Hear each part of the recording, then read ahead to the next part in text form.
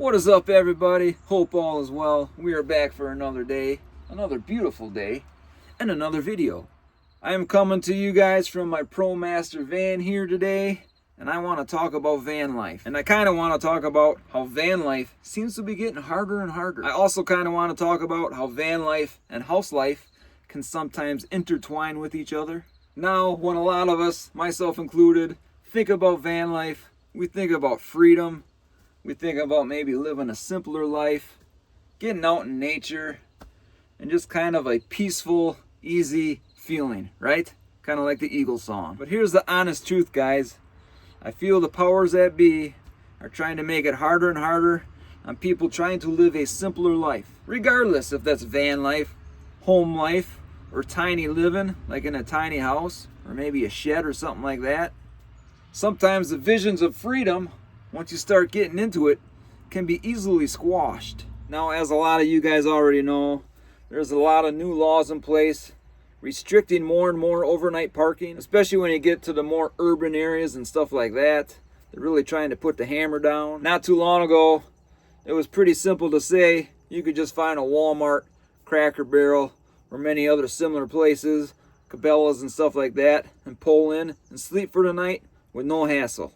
But if you guys follow van content like I do, you can see more and more of that stuff is even getting squashed down. We're starting to see more and more parks and areas like that putting more signs up telling us that there's no overnight parking allowed. In urban areas and in cities, they are creating homeless laws, and they will group a lot of vehicle dwellers into those homeless laws. Then we got one of my favorite places to go to in the wintertime, and it is a lot of van lifers' favorite place to go in the wintertime. Well, that is Florida. For you guys that watch the news or travel to Florida yourself, you've probably seen a lot of these new rules being put in place. And you know, parking in Florida was always kind of a pain in the butt, and now it's just getting harder and harder. Nobody wants people staying anywhere for free. But here's the one thing that really ticks me off.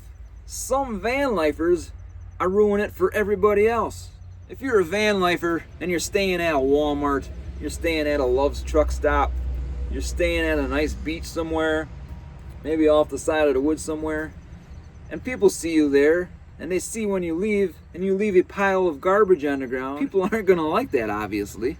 I always say there's always a one idiot that ruins it for everybody else. So van lifers out there, leave the place as you found it, or if you find it dirty, maybe pick it up and leave it nice for the next guy. Also, as far as Florida is concerned, even if you want to stay in a legal campground and stuff like that, of course during the winter months, it's almost impossible to get into these places because they're so full. Because obviously everybody wants to be in Florida in the wintertime. And if you do find some of these places, I mean, it costs $120, $150 just to stay at a campground. You could head out in the Ocala National Forest, but who knows who the heck you're gonna run into out there. And if you try pulling into a rural area and you're not from there, people automatically know you're not from there. And if they see you parking overnight, they start getting a little nervous. So if you're going into those places, you gotta get in and get out. Hopefully you don't hear the knock in the middle of the night. If you do, well, you're probably gonna have to leave. Getting a knock is not the end of the world, folks. So there's obviously a big difference when it comes to 100% nomads that are just searching out free places to sleep. And then there's people like me.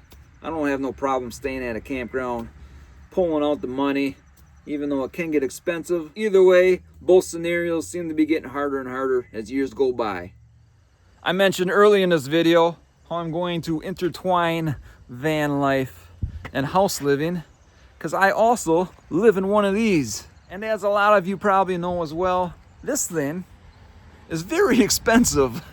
I mean, there are just so many things to list on why this thing is expensive. Home maintenance, I mean, that's a never-ending job. Keeping up with the lawns, and this is just a small portion of the lawn. It goes all the way around and all the way and back. This house is 50 years old. It needs some updating for sure. Septic systems, wells. Insurance on this thing keeps going up and up and up. And of course, taxes go up and up and up as well.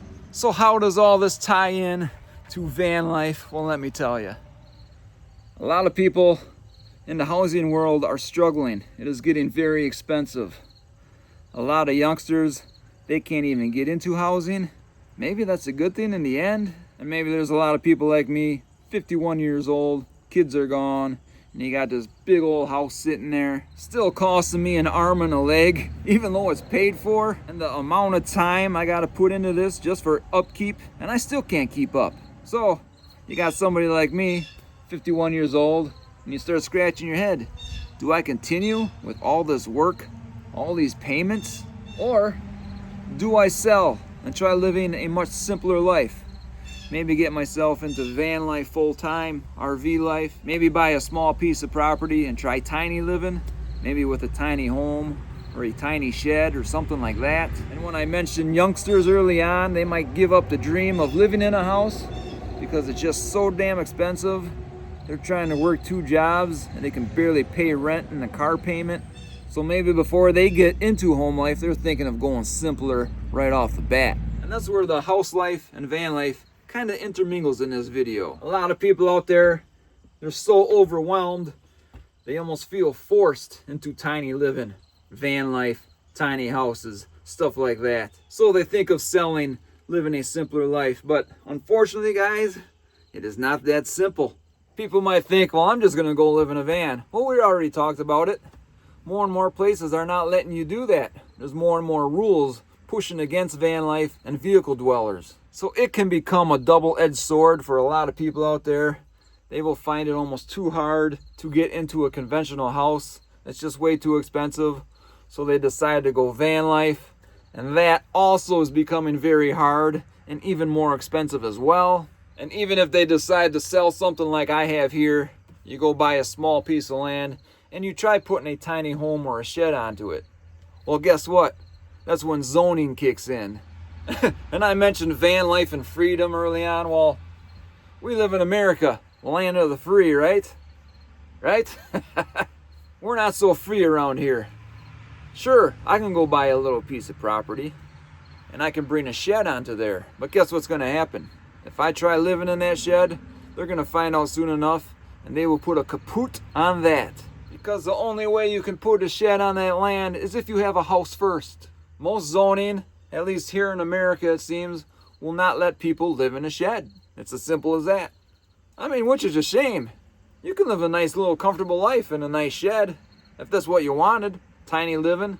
Sometimes people will build a pole barn and they'll maybe build a little living quarters back in there, or maybe park their vans and RVs in there and try living that way. And they might get away with that for a while, but eventually they'll probably get busted and they will get a kaput put on that as well. And say you do have a tiny piece of property and you want to build a tiny house. Well, there's probably going to be a square foot regulation in there, maybe 1,000, whatever it may be. You're going to have to put a certain size according to zoning. But here's the problem. They're going to make you go through all the steps as if you were building a brand new house.